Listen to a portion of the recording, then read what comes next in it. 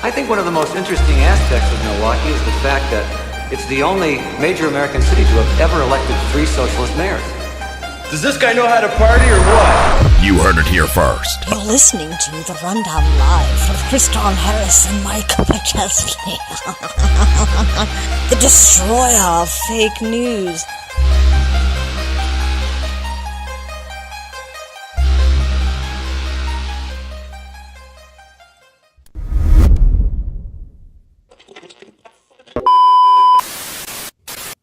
Right up here. Here. Switch. Here. Switch. Okay. Well, do you know what's in your drinking water? A shocking Associated Press investigation found various pharmaceuticals in the drinking supplies of at least 41 million Americans. Tainted water was found from New Jersey to California. NBC's Tom Costello is following the story from Washington. Tom, I've been dying to ask somebody some questions about this story. First of all, what kinds of drugs are we talking about, and how dangerous is this? Pretty wide range. Here's the drinking water in Washington, D.C. They found 6 pharmaceuticals in our drinking water here. They include ibuprofen, caffeine, monosin, and about 3 or 4 others. In Philadelphia, they had 56 pharmaceuticals. Your toothpaste is actually toxic, and here's how. If you use any of the main toothpaste brands like Crest or Colgate, you might want to stop, because these all contain a toxic chemical called fluoride. And if you use too much, it can make your teeth look worse. It's called fluorosis, and it can make your teeth change color. And not only is fluoride in your toothpaste, it's also in your tap water. Fluoride makes your body absorb extra aluminum, which goes straight to your brain, and more specifically your pineal gland. This can even cause memory loss as you get older. We're all on medication right now. Did you use toothpaste with fluoride today? It blocks your pineal gland. It's inside the deodorants that we use. It's all these things to create like a disconnect. Now, this doctor also exposed the dangers of fluoride and what they're not telling people. No one knows this. It's a waste product. It's a waste product that they're not allowed to dispose of, because when they were disposing of it, everything around the plants was dying. So they said, oh, perfect. We're going to bottle it. We're going to show that fluoride's great for your teeth, and we're going to sell it back to the counties. So just like everything else, our tax dollars are paying to poison us. So to avoid this, use fluoride-free toothpaste. I recommend HelloFresh. And I wouldn't even lie to you, bro. Use aluminum-free deodorant and drink natural spring water, preferably out the glass bottle. This will completely eliminate fluoride and heavy metals from your body. And if you want to say thank you by leaving a like, I'd appreciate it. Now, if you want to know the worst soda brand, why do they stick fluoride in our water when fluoride is the main ingredient of Prozac? No, I don't think so, but it can be a carcinogen. Let's see, it was the Nazis that first put Prozac in the water, or I should say fluoride. Fluoride is 90% of Prozac. Mandrake, have you never wondered why I drink only distilled water or rainwater and only pure grain alcohol? Well, it did occur to me, Jack, yes. Have you ever heard of a thing called fluoridation? Fluoridation of water? Yes, I have heard of that, Jack, yes. Well, do you know what it is? No. Do you realize that fluoridation is the most monstrously conceived and dangerous communist plot we have ever had to face? This, you see, amounts to public murder on a grand scale. It is a public crime, it would be, to put fluoride in the drinking water of people. Brush with New Q toothpaste. New Q helps toughen your teeth. Toughens teeth by strengthening tooth enamel with stannous fluoride.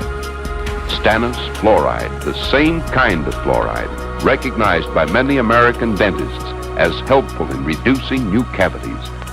And Q helps fight new cavities with a fresh new taste, a taste designed to tempt your whole family into brushing more.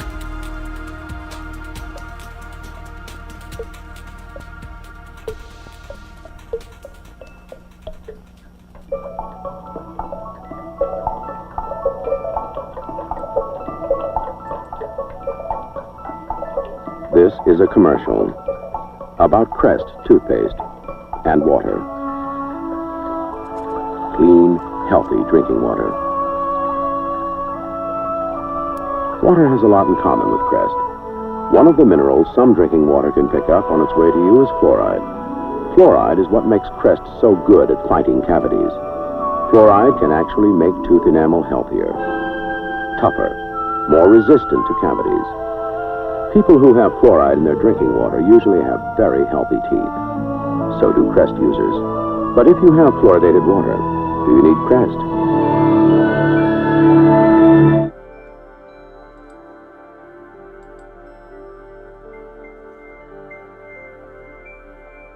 Fluoride. The word alone echoes with controversy. For years, there have been many debates in regards to its safety, and its history is shrouded in mystery. When discussing the fluoride issue, it is important to know the difference between fluoride in respect to dentistry and fluoride in regards to the process of water fluoridation. Fluoride in dentistry is applied topically to the surface of the teeth and is not generally ingested into the tissues of the body, whereas water fluoridation is absorbed into the body through consumption in our food and water supply. Another notable difference is that in one instance, you have a choice in whether or not you wish to ingest the chemical, and the other you do not have a choice, and in many cases may not even be aware that you are consuming the product. For over 50 years now, we have been told that fluoride is safe, and not only can it be found in toothpaste, but also several food sources such as teas, rice, fruits and vegetables, grains, dairy and meat products, and most beverages such as water, juices, and various alcoholic drinks. This inorganic fluoride is contained in these products because it is added to the drinking water supply in many communities throughout the world, most notably in Canada, the United States, Australia, New Zealand, and the United Kingdom. Is sodium fluoride in water any more dangerous than iodine and salt, Dr. Dunn? We believe that sodium fluoride in water in the proper proportions is in no way dangerous or harmful to health. Why then are you determined to force this on the people without a vote?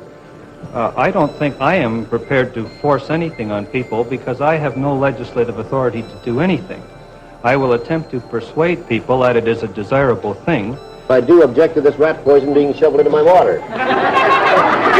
Your children have to be vaccinated in certain circumstances. So do I. And I think that's quite right because it's for the protection of the community. Why put it into our water? We drink it. It goes into our body and it accumulates in our body. Drinking fluoride is the equivalent of drinking suntan lotion to prevent from getting a sunburn.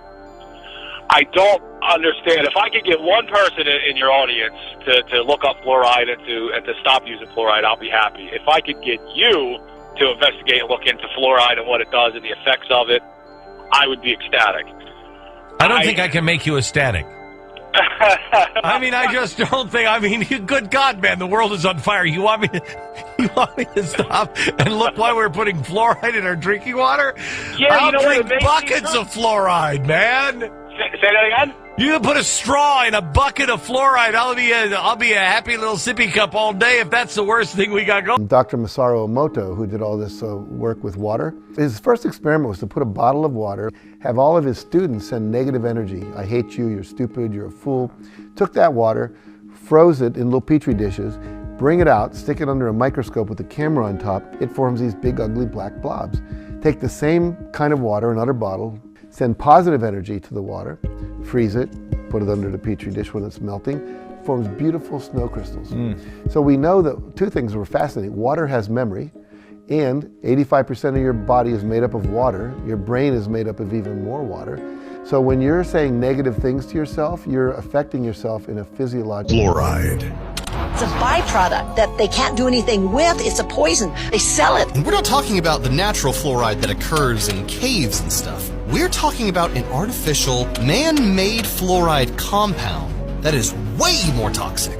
Change the public's perception of fluoride from this toxic, poisonous chemical to something that's good for you. And this effort to rebrand fluoride into a healthy chemical would be one of the greatest propaganda efforts known to mankind. It's why today, fluoride has seeped into everything. It's in your toothpaste. Chemical? You're gonna put some chemical in my mouth? Tap water, table salt, bottled water. The United States, Canada, Australia, Ireland, and New Zealand generously provide you with the fluoride in your tap water free of charge. Why? Because it's good for you, they say. It's good for teeth. It prevents cavities. People still believe fluoride is safe in the drinking water, and the majority of dentists still believe it's safe to put in toothpaste and to put in different types of compounds. When in reality, Too much fluoride has been connected to brain damage, skeletal fluorosis. It's that time again. Time to relax, kick up your feet, grab your favorite beverage and tune in to the Rundown Live, your forecast into the future.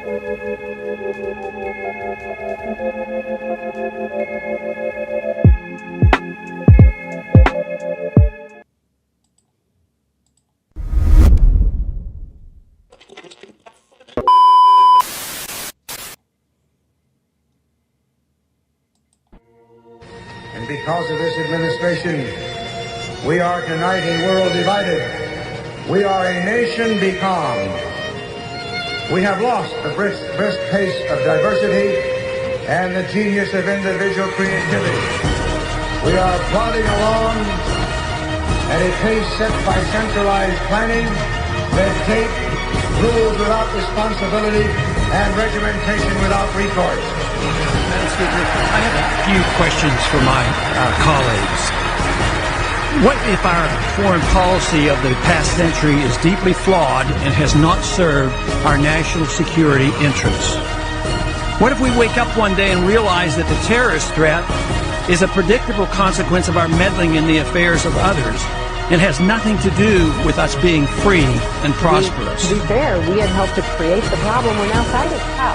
Because when the Soviet Union invaded Afghanistan, we had this brilliant idea that we were going to come to Pakistan and create a force of mujahideen, equip them with Stinger missiles and everything else to go after the Soviets inside Afghanistan. Promise of being one of the most effective treatments for AIDS and cancer in history.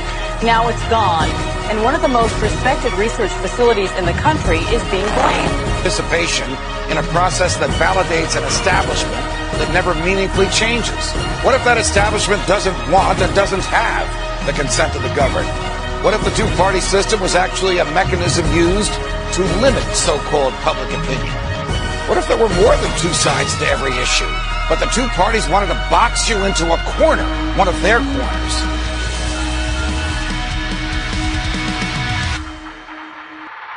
Censored by the mainstream media, the destroyer of fake news, and your host of the Rundown Live, Kriston T. Harris. It's been a busy couple days here at the Rundown Live. If you guys have been tuning in to Ground Zero Plus, you've been hearing me broadcast right after Clyde Lewis on Ground Zero. So make sure you guys are checking out Ground Zero Plus. Ground Zero Plus is where we are broadcasted live audio every day. Basically, you can download the app. It's free. Go to your Google Play Store, your iTunes Store.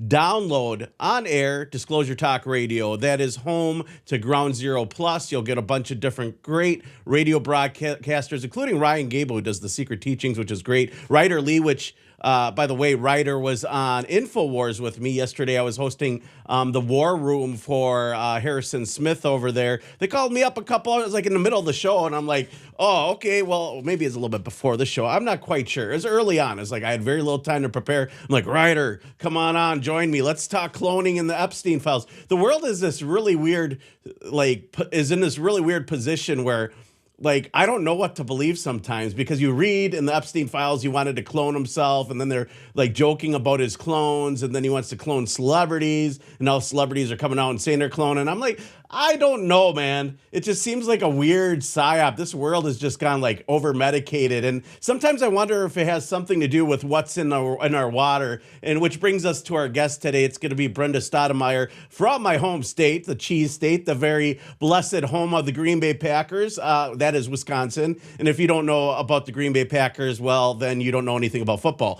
But anyways, Ground Zero Plus, check us out, support us there, subscribe. You get all us great broadcasters right on that. Also, I want to go ahead and plug our good friends over at Fringe It. Fringe It is a great place. They also broadcast our platform. Fringe It is an exclusive, that's right, an exclusive social media platform where you can get on, where you don't have to deal with the AI bots, and you can talk to like-minded people who are trying to expand their consciousness and their brain about what is going on in this world, right? the ideas that we form in our brain, in part, are based on the seeds we plant in the garden of our mind. If we're planting GMO seeds of information in our mind, we're going to grow GMO news in our mind. So the real idea is that we want to give you a platform where you guys can talk about anything. You can get all the data. There's no censorship. And, maybe you can make some new friends. A pretty cool platform all around. Check out fringeit.co. If you need help, Chris over there can help set you guys up. It's $1 a month, but I tell you what, there's cool people in the chat. You get Clyde Lewis. There's like some exclusive stuff that we're going to be doing with Fringeit. So make sure you guys get on board and be the first. It was always cool back in the day to be the first kid to discover a band, right? For me, that band was MXPX. I saw them in a basement with about 50 people, and now they're filling like big place. They're popular again. It's one of those things where, like, the parents listen to the music and then the kids like it and then they get big again. So, MXPX was always good. That being said, brings me to my next real quick subject.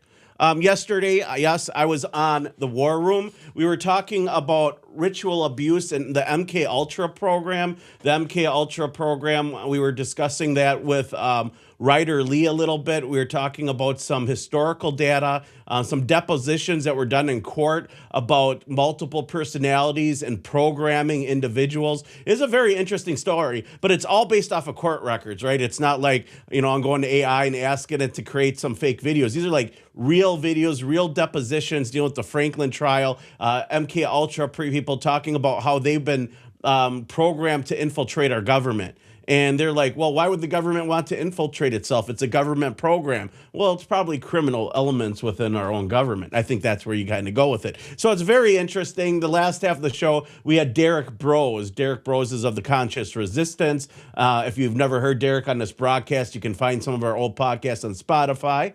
Just search The Rundown Live, and all videos available on rumble.com as well. But he was discussing the Finders Cult, and we were able to link the Finders Cult because they had a special getaway program for the children. Turns out it was in New Mexico. And I asked them, well, how do we know that wasn't Zorro Ranch before Zorro Ranch? Because Epstein bought it in 93. And 93 is when the Finders Cult investigation was terminated, or the whole organization was terminated. It stopped in 93. All of a sudden, this camp is for sale and it's sold by the governor to Epstein. So we were just discussing all that. So make sure you guys check out band.video. Band.video is where you get a lot of uncensored news, home to many different podcasters out there. It's a great platform if you want giant reach. We got 10,000 views on yesterday's episode altogether. That being said, the next part of this broadcast I really want to get into is very interesting. Somebody I've known for a while, Brenda Staudenmaier, she's in the news. She's in the news in Wisconsin. I think she's a rabble-rouser. She's a troublemaker. I'm just kidding. But I think she's concerned about what's going on in our water. So I'm going to tell you what, we're going to go ahead and play this excerpt from the local news here, and we're going to find out exactly what's going on before we bring her on. This is Brenda and DeForest talking to 27, ABC. Here we go. I would like to see Madison and some of the larger communities vote to get rid of fluoride because, they're disproportionately harming pregnant women. Bottle-fed infants get 70 times more fluoridated water because the parents a lot of times are mixing that infant formula, and they don't realize that those bottle-fed infants are getting 70 times the amount of fluoride than a breastfed infant. We've all heard that breastfed babies are smarter, right? Is it because of the fluoride that the formula infants are being exposed to? There's a lot of questions and a lot of unknowns. And I know the dental, the dental hygienist tonight, she knew, she drank the Kool-Aid and she knew their talking points, but that's not what the current science is showing. What's up, guys? It's Benny. Libs got played again as President Trump is now going scorched earth, promising to sue everybody who lied about him and the Epstein files, saying that he is going to bring billions of dollars of lawsuits against those Brenda, welcome who said to the that Donald Trump broadcast. did Thank you anything. for joining the Rundown Live. It's been a long time. We've grown a lot. I think when we first started doing this about 15 years ago, it was a little interesting because we were just a couple dudes. You might want to unmute yourself too, by the way. Just a reminder, We were just a couple of dudes trying to expose corruption, and we were looking into things like fluoride. And I know I played this crazy, awesome montage. I make these montages every morning. That's why my morning. I wake up, I plan for the show, I drink some coffee, I get pumped up. I do a little bit of my own little prayer thing at home, before I do this all, and then I build these crazy montages. And I just was on fire today. I'm like, all these good old school fluoride videos, Dr. Strangelove, all this like. It all fits into everything we've been talking about here. And so I thought it was a good time to bring you on the broadcast to talk to us all about fluoride. And you're in a fight. I know you're in Peshtigo, which is... I'm in Green Bay today, but yeah, I'm in Green Bay and Peshtigo. Can you turn your volume up a little bit on your microphone by chance? I apologize. Sure. Let me see. Do it? Yeah, or you might have to have your mic closer to your mouth. I apologize. Let me unplug it. Yeah, of course. I think it's better without there the we mic. Go. We can hear you right now. You sound great right now. Okay. Sorry about that. I guess I should have signed up an hour earlier and did the test.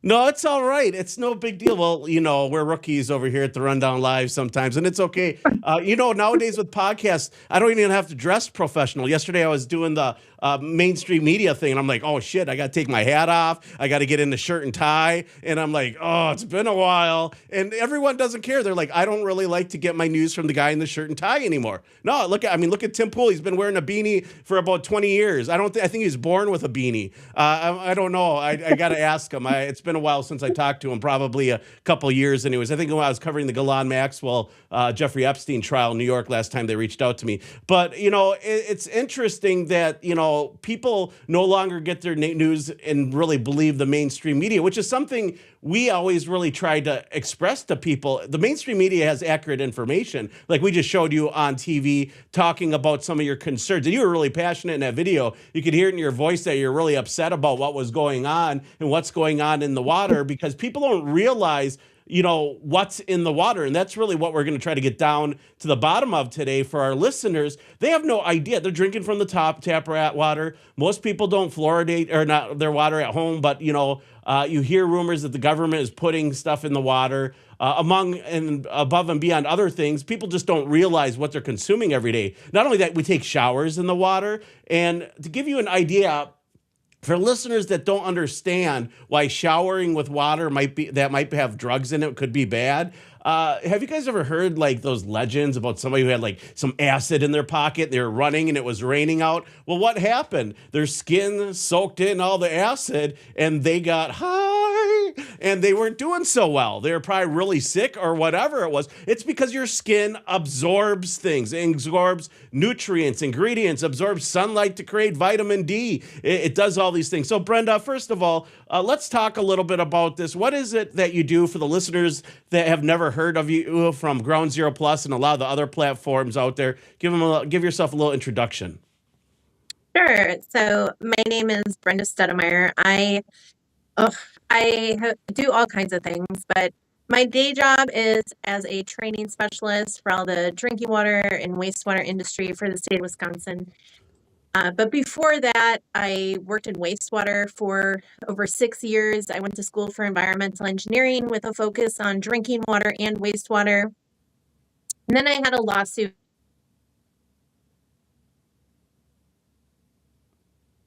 Chemicals. I don't know what happened.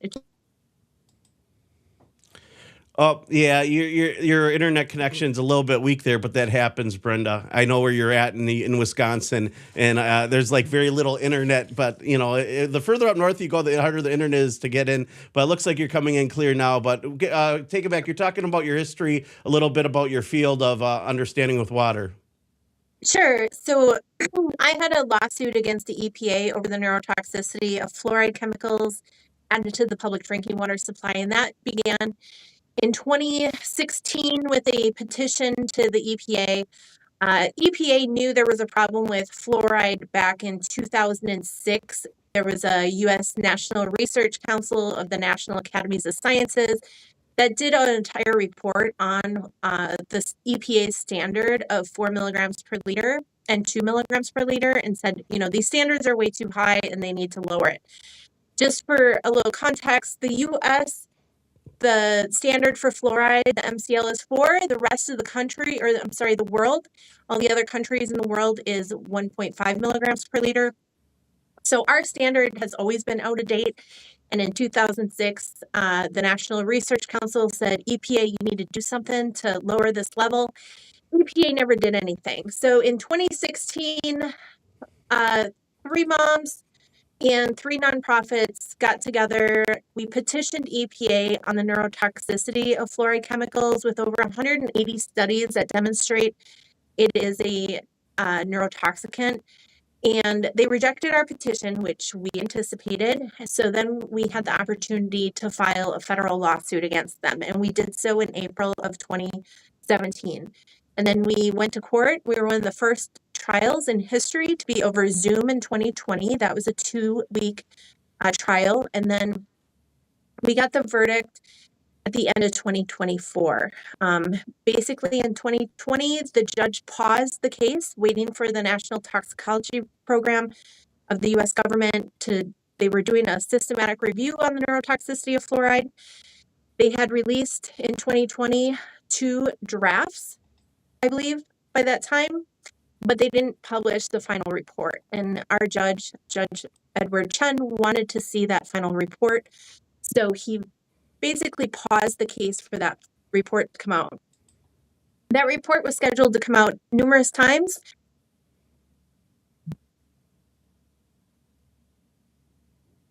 Yeah, it's interesting when you start diving in how these reports work, and basically, you start getting these results, but you don't really get the chance to see the other end and aspect of things where it has impact on people of what's in our water. What's the problem with having higher levels of fluoride in our water? Like for somebody out there that brushes their teeth and drinks the tap water, what are some of the really big side effects that can be caused by accumulative fluoride?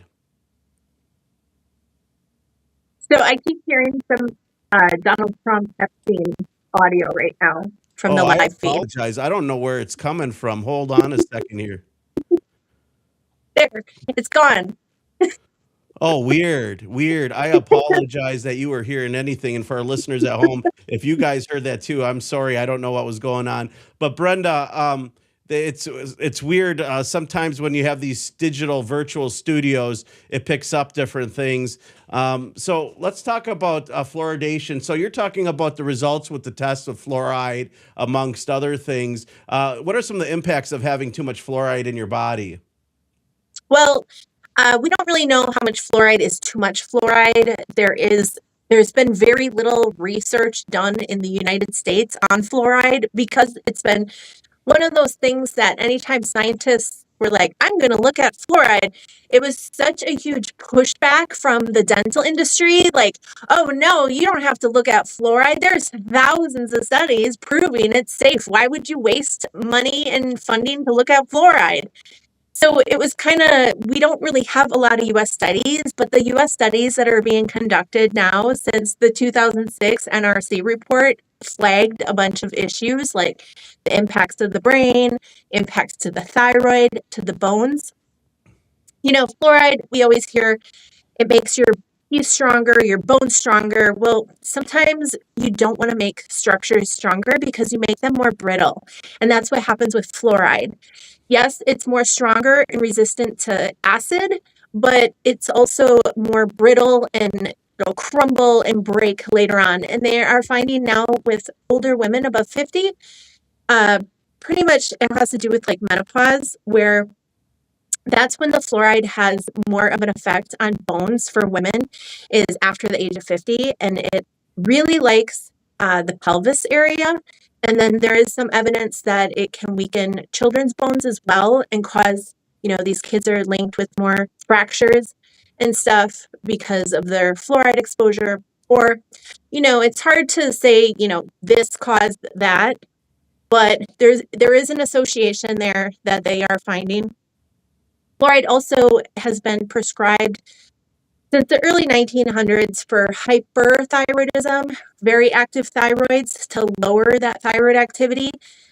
In the United States, low thyroid is something that is suffered by most women. Like a very significant population of women suffer from this. And a lot of people have it too that don't even know it. And fluoride, remember, like on the periodic table of elements, we have fluorine, and it's one of the halogens. It's the top of the halogen column.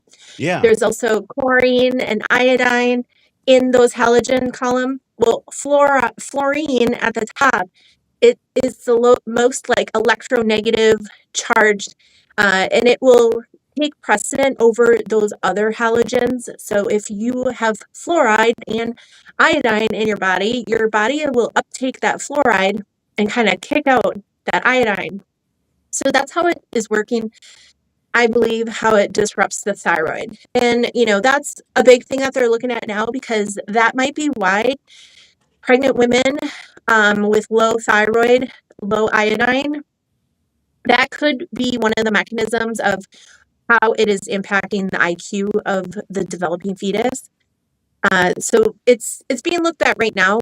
American researchers are a little more hesitant to look at fluoride, but there's some great people in Canada looking at it. There's a few American researchers. They are being demonized though by the dental lobby, and it's a very hot button issue. It's one of those things that I think people were just brainwashed. Fluoride. It's like idiocracy when you bring up Brondo and all the people are like, what? The plants need Brondo. You bring up the word fluoride and people are like, what? The poor kids need fluoride. Everyone needs fluoride. You need it for your teeth. If you don't have fluoride, you're going to have cavities. And that's not true. There's not one biological function. Water from the There's toilet? not. Yeah, exactly. There is no biological function in the human body that requires fluoride or fluorine. It's an enzymatic poison. It inactivates some enzymes. It also activates some enzymes. And sometimes we don't want enzymes activated, and sometimes we don't want them inactivated. And fluoride can impact that. And biochemists have known that forever. Some of the first scientists to oppose water fluoridation were biochemists. So it's just a very contentious topic. The Wisconsin Dental Director for the state, he has been working with the Wisconsin Dental Association to basically pressure legislators in the state to not touch the fluoride issue. Utah, Florida, both banned water fluoridation for their entire states. And Louisiana is discussing it right now. Tennessee, Mississippi. There's like 15 other states with legislation, bills either to ban the mandated fluoridation, like California mandates it. Kentucky mandates it, which is funny because Kentucky is one of the highest fluoridated states in the country for their population. And they're also they have the most toothless people too. So, I've seen a lot of headlines recently about, this state took out fluoride and they're going to see all these dental decay rates increase and all the expenses for the dentistry and stuff. We have had a crisis on dentistry and tooth decay in this country forever. Fluoride never solved it. Tooth decay is the #1 chronic disease in both adults and children to this day. Emergency dental visits occur every day in fluoridated communities. So for them to say, oh my God, you're going to create this big crisis, we've always had the crisis. Now they're just manipulating us with the headlines to make it like this is a new crisis that's occurring because they're removing fluoride. It's because of RFK and it's because of Trump. And it's not true. It's always been a crisis. And, they say fluoride reduces tooth decay by 25%. We have known now since Cochrane did their latest review in 2024 that that's not true. It might be 4% or 0%. So we can't even tell because we're so oversaturated with fluoride because we're not just getting it from the water we drink. We get it in our toothpaste. Kids, they swallow that toothpaste. It's like bubblegum, sweet flavored, as soon as you're not looking, they're probably It's chugging tasty. that, It's tasty. It's like grape purple at the end of the day. And what our listeners might not know, we'll take it a step further here, is what they put in the water isn't even fluoride. Like I was watching this commercial that like a hydrofluorosilicic acid truck had a spill and it was like eating the concrete. It was like making holes in the concrete. And that's what they're putting in the water? Because it was going to a fluoride treatment plant, they said. But hydrofluorosilicic acid is different than than fluoride. Doesn't it come out of like chimneys? Correct me if I'm wrong, because I'm not the expert here. But does it come out of like fertilizer plant chimneys or something like that? And then they're like, well, how do we get rid of this waste? Oh, we'll put it in the water. It's a great spot for it. We put everything else in the water. It's like being like Neanderthal. Oh, we're just going to poop in the water. That's great. We'll poop in the water while the whole village poop in the water. The problem goes away, but downstream, somebody's dying from some weird disease. Sorry, I had gone around. So hydrofluorosilicic acid is typically what municipalities use. Some of them use sodium fluoride as well. It usually comes in a bag from China. Calcium fluoride is the naturally occurring fluoride in rivers and lakes and stuff like that. Calcium fluoride is not quite as soluble as the hydrofluorosilicic acid, but the compound, it does dissolve in these fluorine ions, dissociate, so they say it's the same because of that. Well, the hydrofluorosilicic acid comes with lead and arsenic and all these other contaminants because it is a byproduct of the phosphate fertilizer industry. And fluoride has been one of the biggest contaminants and pollutants to the environment throughout history. Remember that big ozone layer hole? That was a fluoride compound that they were using in refrigerants. Now we have PFAS, the F in PFAS, that is for a fluorinated compound as well. So fluorides have always been a huge environmental hazard. And, they found that the emissions coming out of some of these factories, like metal smelting, DuPont, the fertilizer industry, these emissions, they would pollute and cause the animals to become crippled, cause reproductive problems in the animals and stuff like that. So they put these wet scrubbers in to they mist as the emissions come up, it mists and captures a lot of the particulates, and then it becomes a solution. And that's what gets sold to the municipalities. And I have heard that multiple chemical companies now that produce this, their plants have been shutting down. I've heard 2 plants of shutting down. I also heard 3 plants from another source. So the fluoride chemicals the costs have been increasing a lot in the last year because of that. And I don't know if it's these industries, they don't want the liability with all the research and the lawsuit that we won against the EPA. So I don't know if I mentioned, we won our lawsuit in 2024. The judge concluded fluoride is a presumed neurotoxicant, hazardous at 0.7, and it was an unreasonable risk to, the population, and EPA needs to reevaluate their standard and lower it. EPA right now is fast-tracking a review on fluoride through the Safe Drinking Water Act. We sued through the Toxic Substances Control Act. So these are 2 different, basically, policies at EPA. The Safe Drinking Water Act always said that you couldn't add medication to the drinking water. So they couldn't mandate fluoride for the entire United States, and it was up to local municipalities to use their police power to add the medicine into the water. So, the fluoride it's a dirty chemical. It's got lead and arsenic. We know there's no safe level of lead. We have all these new lead regulations and lead. They have to go around and identify every lead service line in your municipality. And so we know there's no safe level. And I made a comment to the Wisconsin DNR last year on their new NR codes for lead, for, the plumbing and stuff. And I said, you guys are missing the fluoride chemicals and the lead amount in there. And that, these fluoride chemicals are very corrosive. Like you said, it was eating a hole through the concrete. You should take a tour of your local water municipality if they add fluoride and ask to see the fluoride room. Like, you will see pitting in the cement. All of the metal in the room will be all rusted away. You cannot put the chemical in a room where you have your electrical panel because it will eat it all away. You cannot You should not have it with other chemicals in the room, like chlorine. They do, though, because they've been grandfathered in with that, but it's very, very dangerous. There's been some municipalities where they accidentally combine the chlorine and fluoride, like the trucks, when they came to, drop off the chemical, they hooked up to the wrong chemical port and they mixed the chemicals and it causes a very deadly gas. And there was, I think it was in Tennessee, around 2012 or 2016, the chemical hauler guy passed away and the operator was very sick and they were both hospitalized, but one of them did die from that exposure to those toxic gases. And a lot of times you walk into these rooms and if you don't see it or if you don't smell it, you don't notice it, but it's there. And it can be very, very deadly. So yeah, check out the storage rooms. A lot of these operators do not want to work with it. They see what it does to the room and they think to themselves, how can this possibly be benefiting teeth? There are some studies that have come out that said, there was Juneau, Alaska, that looked at Medicaid reimbursements, and they said, look, you took out the fluoride and all the Medicaid reimbursements.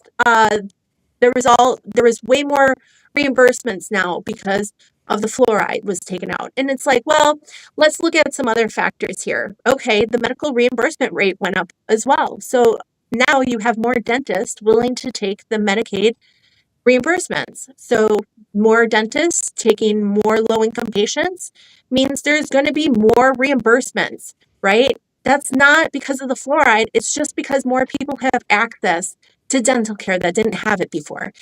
But, Jennifer Meyer was one of the leading researchers on that study, and she's also a member of the American Fluoridation Society.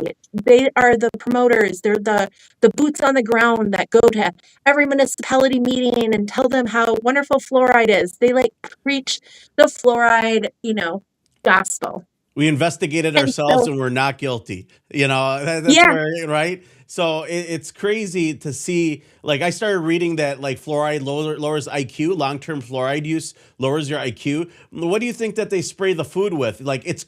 I'm trying right now, Brenda, believe it or not, I'm trying right now to get a quarter pounder analyzed by a DNA firm to find out what its genetic makeup is, and nobody will touch it. I got referred to all the big places. Doesn't matter how much money I want to give them. Nobody will do it. They said I should probably look for a private location. By the way, up to the point to where I tell them what I'm actually going to genetically check, they're completely fine with it. They're like, yeah, we'll take your money. Yeah, we can find out what's in that hamburger meat. And then I'm like, okay, well, I'm going to get a quarter pounder from McDonald's. I'm bringing it in. And then nope. They have no interest in telling us what's in our food. But when you think about what they spray the vegetables and they water the land and the crops with, if they get the water from, let's say, a hose and not a spring, it's going to have fluoride in that water, and people don't realize the impact it has not only on them and on the environment. There's a reason why we don't vaccinate in the water. It's because we can't control how much water people drink. Right at the end of the day. Otherwise, they do that too. They're already talking. Bill Gates was like, let's put the vaccines in the food. We'll make the GMO food and put the vaccines in the food. And that's where they're going now. They vaccinate the animals. We get it that way.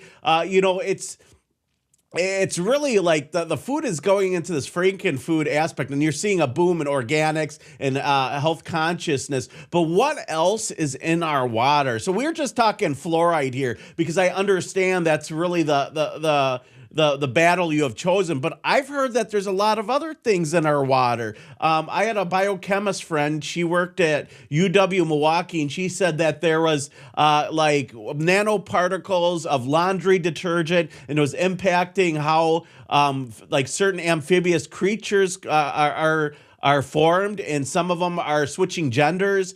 This is straight from somebody from UW Milwaukee, and I'm like, wow, that's weird that laundry detergents and nanoparticles can do that. And I'm like, where does the dirty laundry water go? Well, it goes into the sewage treatment plant. Mm-hmm. Yeah, and what might be regulatory compliant doesn't necessarily mean safe. And a lot of people stop there. They're like, oh, well, my water meets all the regulatory compliance, so it's great. But it's a lot of these things we don't have regulations for. UW Milwaukee was looking at endocrine disruptors in our wastewater and how, during the winter, the fish like to hang out in the warm water by the discharge of the wastewater treatment facility. And they're uptaking all of these birth controls that women are peeing out, and it's going in there. Plastics are endocrine disruptors as well. So the perch in Wisconsin are not being overfished. The testes are turning into ovaries because of the exposure to these endocrine disruptors that, we are using, and then we are peeing out, or they're being discharged, like our clothes. Most of our clothes is made out of plastic and oil these days. And these little fibers fall off every time you do your laundry. A lot of our laundry is coated in PFAS. When you have that like high vis, those employees, those outdoor workers that have that high vis stuff on with the reflective, a lot of that, if you look on the tag, it says Teflon. That is PFAS. That is a fire retardant. We've all heard of the forever chemicals now and how they are impacting our health. We're all loaded with PFAS. The polar bears are loaded with PFAS. I actually test my blood every few years for PFAS, and I also test my son. I've done it twice now, and we're probably due for our third round. My PFAS is much lower than his PFAS, and it's probably because I have my period and I am shedding that PFAS through my blood. I donate blood as well as a way to kind of reduce my PFAS level in my body as well. And we don't know if he has higher PFAS because he played on the carpet as a child. Did he, when he was breastfeeding, did he, take on a lot of my PFAS burden? So there's, we don't know a lot, and we're learning every day something new. And, regulation is not keeping up with the science. And it's because it takes litigation to change the regulations. And a lot of people have pushed back. When I won my lawsuit, they kept saying, well, a judge can't determine science. He's not a scientist. He can't really understand what he was even deciding. And it's like, if we look at PFAS regulation, lead, arsenic, asbestos, all of these chemicals that are already have some sort of form of regulation, that came about because of a lawsuit. Just like me and the other moms that sued EPA. Like, we did this, and this is just the first step of the regulation. Now, EPA is fast tracking their evaluation. They're looking at dental fluorosis and neurotoxicity for setting their standard. I would like them to broaden that to what does fluoride do to kidneys?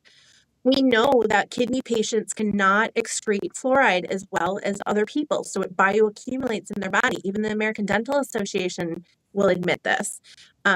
So, there's a lot of people with kidney disorders. A lot of people don't even know that their kidneys aren't working properly. It disproportionately harms the Black community because they have a lot of kidney issues there. But then also, like on that newscast you were showing earlier, I was talking about the bottle-fed infants and also how fluoride disproportionately harms pregnant women. And for the neurotoxicity issue, the most evidence we have at this time is for how it affects the developing fetus's brain and then a bottle-fed infant, where there is no benefit to swallowing fluoridated tap water during these critical times. The only time that may be a benefit to having exposure to fluoridated water is after the teeth erupt in the mouth. And it is scary how many professional people in very powerful positions still believe the 1945 dental myth, where we believed that fluoride was incorporated into the developing teeth and made them stronger once they erupted. Now we know that fluoride damages the teeth with the fluorosis during that time. So if you notice, people have those white little flecks. Yeah, on what their is that? teeth.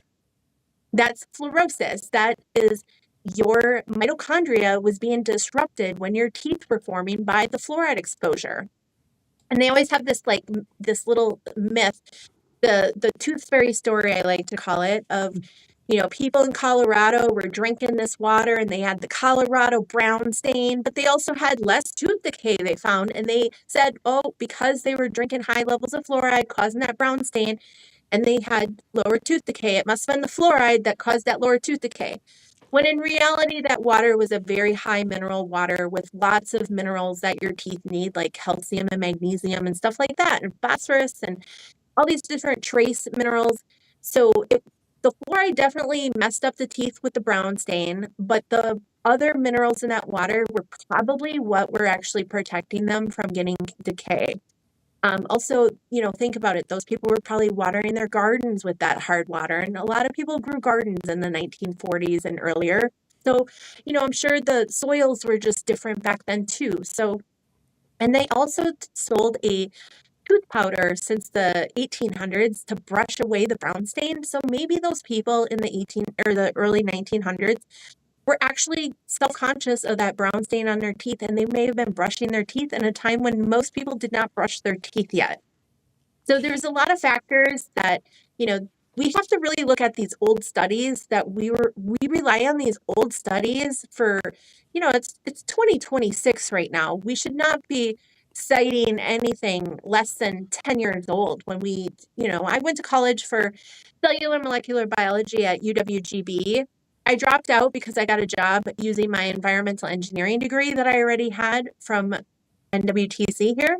And so I left, but when I was at UWGB, we would have to do a lot of science writing, and we were always taught to use citations that were less than 10 years old, and they always had to be a primary source. Primary source is not the Center for Disease Control. It is not the American Dental Association. Those are considered secondary sources. So you never want to look at them for your How about information. Wikipedia? Everyone loves Wikipedia. I consider Wikipedia a secondary source, but if you look on the bottom of Wikipedia, they have the primary sources typically. But you have to understand the difference between, sometimes they put in those, sources, it might be citing the CDC or a government agency, which that is a secondary source. Like you want to go to a journal publication pretty much. You don't want an opinion piece or an opinion journalism article. You always want that primary information. And I do archive all of that on fluoridelawsuit.com/science. Since 2015, my girlfriend Karen and I have been pretty much putting together the studies that show fluoride is not safe. Every time people say there's thousands of studies proving the safety of fluoride, I say bullshit. Go to fluoridelawsuit.com/science and look at all of the studies that we have on that website. We are archiving it.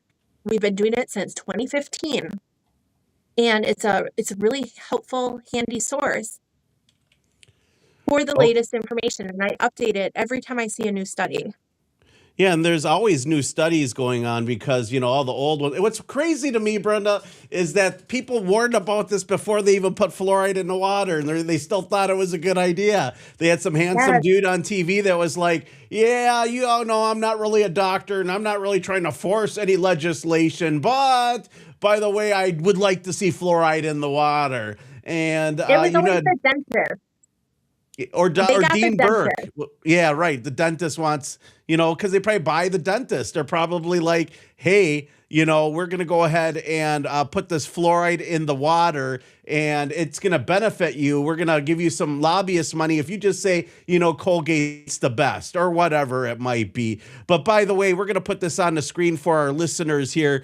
This is the website. It's fluoridelawsuit.com/science. And if you guys want to see it, you guys can check it out. It's been updated as recently as March 18th. And boy, I've been learning a lot. I'm learning that I'm making trans fishies by doing my laundry. I'm learning that what we have in the water is kind of it can be very harmful to humans and to us in general. I'm finding out that the whole fluorosis thing with the pitting of the teeth, excuse me, verbal disaster in here, pitting of the teeth, it's kind of gross. And you start to think about all the harm it's doing. I start to wonder who benefits from fluoride then and who has the money to make. And the question, and again, that's the dentist, right? The borderline pharmaceutical-esque, link there to health. Right? You got to get your teeth checked up. And if your teeth are bad, they say, well, the teeth are contributing to your heart condition. Well, if you have bad teeth, you might have a bad heart. And man, it's just wild to me. Just to think about that, we're just drinking normal tap water, or even people in the hood, they're drinking tap water all the time. Like, people need to filter their water. I know in Wisconsin, we had that cryptosporidium Yep. Scare, and people got sick. I knew somebody who got fibromyalgia from cryptosporidium, and basically it's from the cows they saved pooping too much, and it went into the water, and people got sick. So it's wild when you start thinking about all the impacts our water has, or having clean water. And some people, even one further, they're testing their water in a water bottle, and the stuff that comes in the water bottle is even somewhat toxic. Mm-hmm. And there's a lot of problems with our infrastructure. We built municipalities and cities oversized, thinking that the population would be growing more or industry would come on these lines. And when you oversize the pipes, that means that the water is sitting in there stagnant longer. And we have all of these new water efficient faucets and stuff. So we're not flushing that water through the pipes the way that they were built to do. So when that water just sits in that pipes, if they're adding chlorine to the water, then you are creating disinfection byproducts like trihalomethane and haloacetic acids, because we have this natural organic material or matter, the NOM, in our source water. It could be things like whatever comes when a leaf is decaying in the river, or like in Milwaukee, you get source water from the lake, Michigan. So whatever kind of matter is in there, when it comes in contact with that chlorine, it creates these chemicals that cause cancers, urinary bladder cancers, stuff like that. It causes reproductive problems, and it also is a developmental neurotoxin as well. So I always love to flush my pipes at my house. People are like, you're wasting water. I'm like, no, I'm flushing. And I always teach the guys, I have to teach the guys about disinfection byproducts. What are they? What do they cause? How do you prevent them? How do you lower them? I tell my guys all the time, in your municipality, if you have a problem with disinfection byproducts, open up those fire hydrants and flush. Get that water moving, because you don't want that stale water in the pipes. And so, at your house, that is another thing that you can do, like flush. Think of your water sitting off all night. And if you have any lead solder or stuff like that, that's going to be in that water. So when you go in the morning to get your glass of water, you don't want to just use that first cup of water. You want to let it run for a little bit, clean those pipes out, and try to get some fresh water from the service line, and then drink it if you're going to drink from the tap, which I always filter my water. But not everybody has that luxury. Not everybody is privileged to be able to filter their water. A lot of people just drink it from the tap. In Milwaukee, they have more kids lead poisoned in Milwaukee than Flint, Michigan. I went to a presentation at Marquette University Law School a bunch of years ago now on the lead poisoning of the kids in Milwaukee, because Milwaukee is so poor and they don't have the money to redo all of the infrastructure, but then also like the lead paint. And they say also, I've heard that people that have households with cats have higher lead in their kids, because the cats will lay in a nice warm windowsill in the sun, and that has the lead on there, and then they track it all over the place, and then they're laying on you. And that's another way that you can get exposure as well. So yeah, there's a lot of things in our water. There's pharmaceuticals in our water. Well, let's talk about that, because almost 70% of Americans, that's a large number. 70%, think about the people you guys date out there. They're probably on a pharmaceutical there. 70% of Americans are on pharmaceuticals. That's a lot of pharmaceuticals. Where does that go? Like, because we use the bathroom, right? And then it goes down the toilet, and then it goes to the sewage plants again. What do they do to get the oxy and opiates and everything else? Like, are we just walking around high all the time? We just don't know it? Like, what's going on here? And a lot of times the dose of the pill, it could be cut significantly. Like, you might only metabolize and use like a third of that pharmaceutical, and then the rest is just being urinated and shit out, and it goes into our wastewater plant. We don't have the technology to remove pharmaceuticals at this time. It will cost lots of money. So there is no pharmaceutical regulation other than that they test for it. So you can ask your municipality for the results of the pharmaceuticals that are in there. But they also have found that some pharmaceuticals come in at lower levels, but then leave at a higher level. And I worked at a wastewater plant that we saw PFAS like that too. Like it came in at a lower level and left at a higher level. So sometimes, you know, a wastewater plant, it's basically a big bug farm of microorganisms, and you are manipulating these microorganisms to do things based on how much oxygen you might give them or starve them from oxygen. You're doing all these processes for like nitrification and denitrification because, you know, we have ammonia coming in. We cannot allow that ammonia to go out because it'll kill all the fish. It's very toxic. So you need to take that ammonia and turn it to nitrate and nitrites and then to nitrogen gas. So we do that for manipulating the bugs, but we don't know how to manipulate the bugs to remove those pharmaceuticals. And some of those bugs take those metabolites and actually reassemble them together. And then they go out into our discharge of the water through the effluent. But then it also goes out through the biosolids, which get land applied onto the farmers' fields. And we've seen, like, you know, Michigan and Maine have had problems where farmers, even organic farmers, took these biosolids and they land applied it and it contaminated all their beef and all their milk and all their vegetables. And they just had to destroy everything and they can't farm it anymore because the PFAS is so high. So there's a lot of problems with our water supply, and we need better infrastructure to be able to remediate this stuff, but we also need to stop it from coming down.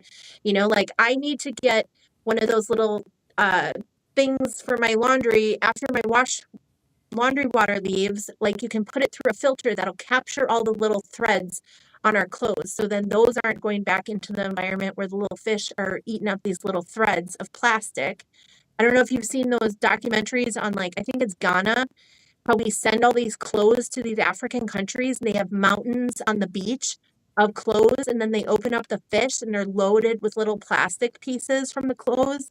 It's so depressing when you go to some of these other countries. You know, I think, oh, I'm recycling. I collect all my plastic wrap and I take it to festival and they make it into park benches or something. I have like a plastic wrap bag, my recycling, and my garbage. But really, like, I don't want any of that plastic. And unfortunately, our organic stuff is covered in plastic all the time. You know, the regular conventional food isn't all wrapped in plastic. So, you know, we need to stop it at the source. We need to change our behaviors. I saw Energizer batteries. I love their new packaging. It is all cardboard. They no longer have that like plastic little cover that you could see the battery before. Yeah, like they got rid of that and it's just cardboard. I still don't like all the glossy texture product because that's really hard to recycle and that's not the best for the wastewater. But I do a lot of innovative projects with other people. On Wednesday nights, I do a free energy call group over Zoom where we talk about GEET and thunderstorm generators. Like all these guys are getting those little thunderstorm kits. And they're what are thunderstorm kits for listeners? listeners? I have no idea what that is. It sounds cool. It sounds badass. What is a thunderstorm kit? Malcolm Bendel is the guy. He did an interview with Joe Rogan and that segment got banned. But if you go to YouTube and you look up the thunderstorm generator, it's like a ball in a ball, and there's two balls and a little pipe connecting them, and you put that in, and because of the way that the air flows, it's kind of similar to Paul Pantone's GEET. GEET is a pipe within a pipe, and they believe that whatever's going on when you put cool intake air and hot exhaust air together through different pipes, but then they combine together, they create whatever's going on inside a tornado, is the theory. And when that occurs, it eats up or it dissipates any sort of emissions. So there's no carbon emissions. There's no other like noxious fumes and all those like toxic gases. So it's clean air coming out. You can like huff on it and stuff. So I do that on Wednesday nights. Yeah, that's some of the stuff right there. It's just an open forum where I kind of host all these guys to kind of bounce ideas off of each other and they can troubleshoot what they're working on. And, you know, I'm passionate about human health and the environment, and water is my thing. That's my specialty. Fluoride is my, you know, people think that I'm just some conspiracy theorist nut that has no educational background. and I'm just a fluoride truther. I was called the other day, but that's just a You're small thing, but that's anti-science, and normally the people who are anti-science are right.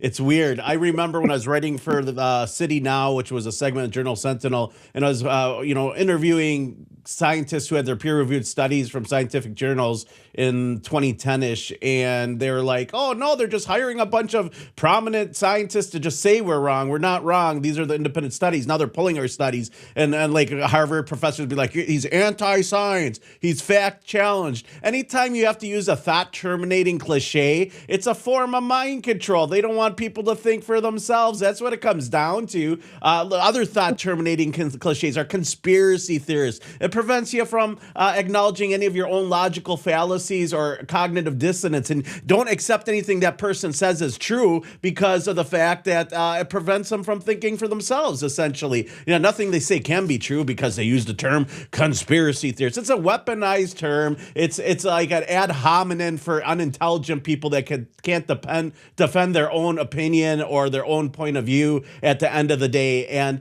it's funny, nowadays it's almost a glorified thing to be called a conspiracy theorist because it turns out that a lot of these conspiracies are the process of the truth bubbling to the surface, although I'm not really into the Sasquatch and Chupacabra and all that weird stuff. When we're talking government conspiracies, there seems to be a lot of them coming true, especially when it comes to, weather modification, and we don't even want to get into what's going on in Wisconsin because it's like I keep getting emails because I was one of the first people to talk about this, again, writing for City Now and publishing, government programs that were trying to modify the weather. Somebody asked in the chat, is there any aluminum that's ever found? Is that a byproduct of any of these things, or aluminum oxide?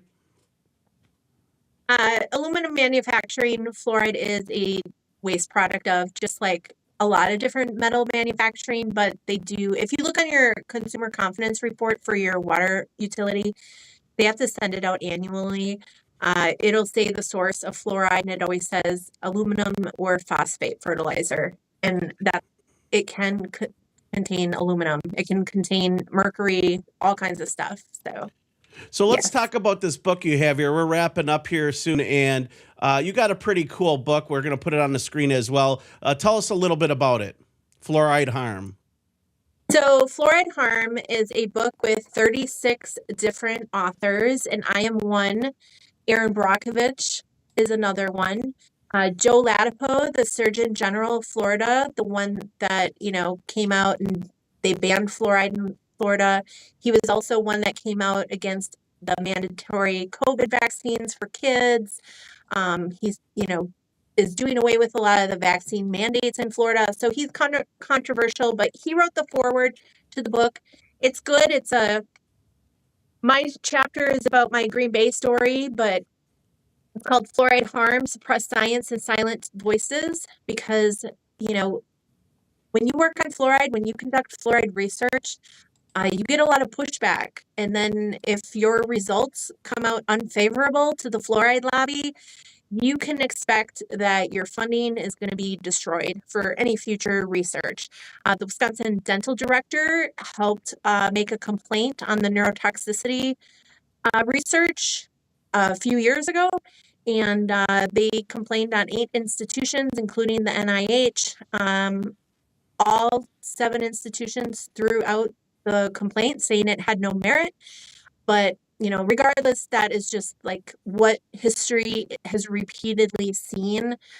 Phyllis Molnick was one of the first women in the 90s to ever research fluoride, and she thought fluoride was fine. And then she conducted her research, and she was like, oh, wow, it looks like it causes like ADHD and stuff and like hyperactivity in my rat. Big Pharma can make some more money out of you. I wonder if they're the ones that are, financing this venture. When you look up the pyramid of who owns who, it's like Philip Morris selling the cigarettes and then selling the patch, at the end of the day. So it makes me wonder what's really going on here, Brenda. Where can people get this book? You can find it on Amazon, Barnes & Noble. Ask your local bookstore to carry it. Always shop local before going to Amazon. But yeah, everybody is, can get it. It's sometimes I do book signings. I'll be doing a presentation at the Weston Price Foundation in Wisconsin and Madison, April 9th, I believe. I'll be selling some there. And then the profits from it will go to Weston Price Foundation. All the profits for this book go to nonprofits. None of us are filling our pockets with this book. It was published through Hardy Linebeck, who is, he used to be the head of preventative dentistry at the University of Toronto in Canada. So he has a little publishing company, and he's the one that published it. And it's an easy read because each author has about 10 pages they wrote. So you can start anywhere in the book and end anywhere, but it also does tell a story if you start from the beginning and read to the end. It kind of starts with the historical stuff with the Manhattan Project. We didn't get to talk much about that, but fluoride came out of the Manhattan Project. So did PFAS. Are you serious? Like, wasn't that like Manhattan was like Einstein and Tesla working together on something? And it was hatched at the Bohemian Grove. The Manhattan Project was the nuclear program to drop the bombs on Japan. And they used a fluorinated compound to enrich the uranium or the plutonium. And they noticed that the employees at DuPont in New Jersey had mental confusion, central nervous system damage in the 1940s. And so they needed to find a benefit to fluoride to use for litigation purposes because they wanted to defend against harming their workers. And also the nearby farmers were pissed off that the air emissions would come over and cripple their cows and cause blight to their plants. They didn't know it was exactly fluoride at that time. Sometimes they called it like devil's poison, like when the winds blew a certain way from DuPont, like that's when all of the bad stuff happened. By so the they way, just thought there was some... real quick, I got to correct myself. Einstein and Tesla worked on something on something different together. I apologize. I just wanted to correct myself there on air real quick. That's not a correct information. Usually I'm pretty spot on that stuff. I got something confused, but keep going. I apologize. Yeah, so the workers, they needed to find a benefit. There was a small grant given to the U.S. Public Health Service to find a benefit, and that's where they kind of clutched onto that Colorado brown stain story and sold it to the public. They started to fluoridate Grand Rapids, Michigan in 1945, and they had a control city. It was supposed to be a 10 to 15-year experiment, but after 5 years, they fluoridated the control city, claiming that they couldn't deprive them anymore of the benefits. But I also have like these letters from the 1950s from, people from Grand Rapids that were conducting the research where they couldn't see a difference in the decay rates in like 1952.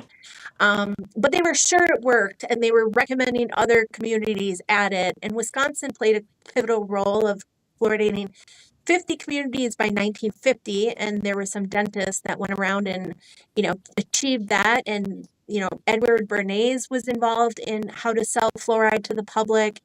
And the American Dental Association did not want to promote fluoride at first in drinking water. They replaced a lot of those people, and they got people favorable to the sugar industry in there. The sugar industry also played a big role in fluoride promotion, and that being the cure-all because they didn't want people to lower their sugar intake because it caused cavities. They wanted them to increase sugar intake and just give them some medication or fluoride to kill those bugs in their mouth that were peeing and pooping from all that sugar food. Well, sugar is a toxic itself. We're running out of time here, Brenda. But yeah, the Oppenheimer project that was hatched at Bohemian Grove, but Tesla and Einstein never worked together. I got that mixed up with some other conspiracy I heard back in the day. And it's interesting to think that fluoride hatched based off of that in part, amongst other things. And the things that we put in our water, sugar, which is terrible, right? It's really bad for you. Although I love those bottled Coca-Colas, even though they can clean, the bumper of my car. It's just wild to think that sugar is so toxic for you. And all our kids, what do? They get a sugar rush, sugar high. We create addicts at a very young age. And I would limit my kids' soda if I had kids. It's one of those things. Brenda Staudenmaier, we're gonna have to have you back on. Hey, do you know Mike Adams by chance at the Health Ranger? I would love to be connected to him if you have his I can contact. connect you. I think that you would do a good on his broadcast, and maybe he'll have you. And I got some other friends in the circle of media, especially since you're in the news right now.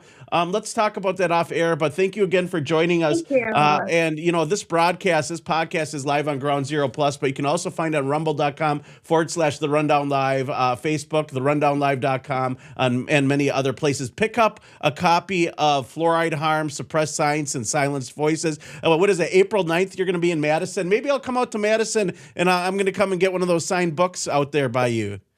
Yeah, do it. I think it's a Thursday, April 9th.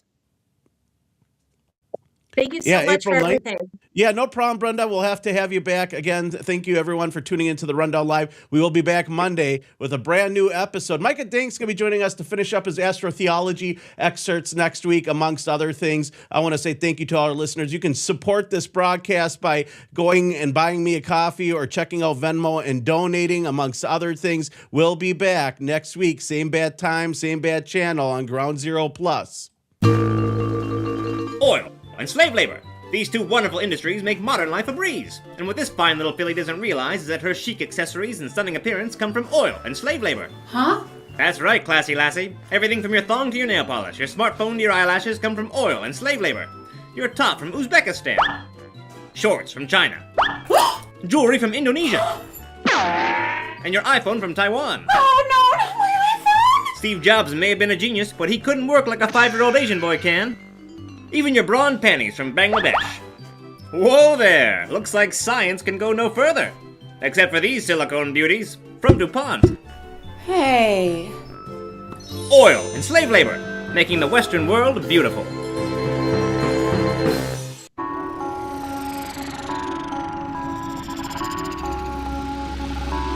Do you come to Milwaukee often?